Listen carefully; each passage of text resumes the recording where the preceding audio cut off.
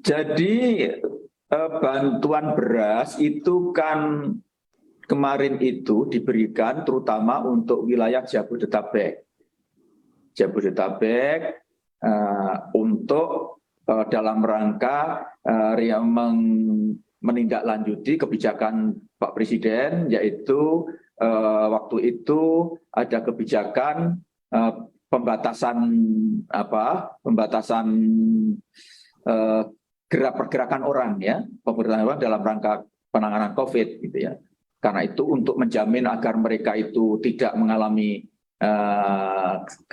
kekurangan kelaparan gitu, maka Presiden menginstruksikan supaya dibagi dalam bentuk beras. Kebetulan stok beras di Bulog juga tersedia waktu itu. Nah, pembagiannya itulah ketika diangkut, ya, pihak transporter itu ada yang mengalami eksiden. Kenapa? Karena waktu itu hujannya sedang deras-derasnya, kemudian mereka harus membagi dengan secepat mungkin sampai kepada keluarga penerima manfaat. Itu ada truk-truk yang baknya terbuka untuk mengangkut itu. Nah, di tengah jalan kena hujan. Nah, ketika kena hujan itulah semua truk yang kena hujan kemarin memang kita putuskan untuk tidak dibagikan. Jadi karena perhitungan kita memang kalau dibagi hari itu pasti masih keadaannya masih baik, tapi besoknya pasti sudah busuk karena kena air kan. Dan kita tidak bisa jamin apakah memang ada dalam di kemasan-kemasan di salep truk itu ada yang masih kering. Ya, maka kemudian kita putuskan kita batalkan itu. Dan pihak transporter bertanggung jawab. Jadi itu sudah berada di dalam perjanjian. Kenapa? Karena transporter itu bertanggung jawab sampai mengantar kemasan itu sampai ke tangan PKM, keluarga penerima manfaat, maksud saya KPM. Jadi kalau belum ya dia harus ganti. Nah, yang beras yang kemarin ditemukan itu, yang ditimbun itu 90% saya yakini itu adalah beras yang rusak itu.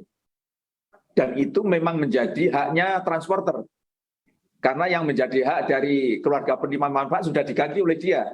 Apa buktinya? Saya belum sampai sekarang saya belum menerima resi, bukti penerimaan. Tetapi asumsi saya kalau sampai ada 3.000 kemasan ya yang belum tersalurkan, yang ditimbun itu, kok tidak ada satupun keluarga penerima manfaat yang protes, pasti pihak transporter memang sudah memenuhi tanggung jawabnya.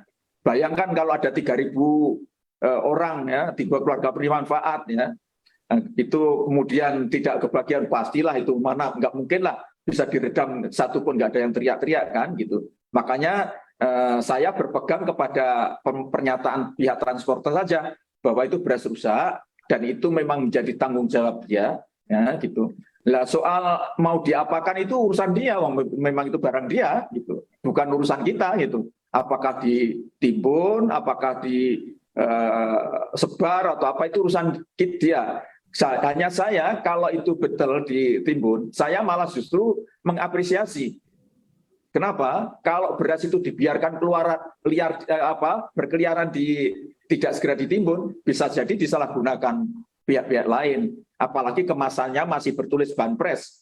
Bayangkan, kalau kemudian itu berkeliaran di pasar-pasar, dijual belikan secara gelap, pasti malah justru kita bisa tuntut itu pihak transporter, bisa kita pidanakan, karena memang beras itu sudah tidak layak untuk dibagikan. Jangankan dijual, dibagi saja sudah nggak boleh itu, karena sudah rusak dan dia sudah ganti gitu.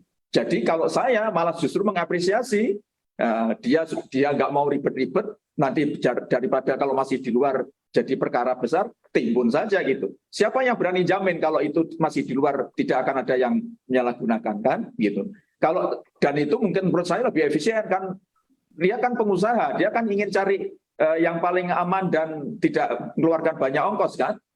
Daripada disimpan lebih baik ditimbun, ya syukur-syukur nanti bisa jadi pupuk.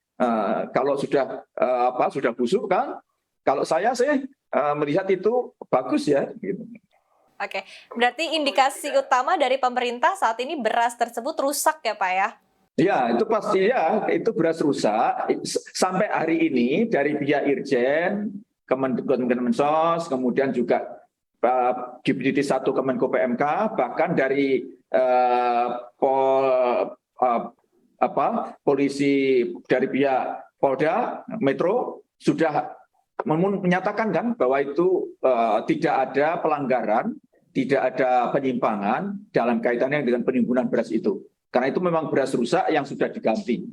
Dan itu adalah memang miliknya pihak transporter, bukan barang negara itu. Soal dia mau ditimbun, mau diapa itu urusan dia gitu. Hanya yang saya sesalkan kenapa kok jadi bikin resah gitu loh. Nambah-nambah perkara saja gitu. Karena isunya sensitif Pak Muhadjir.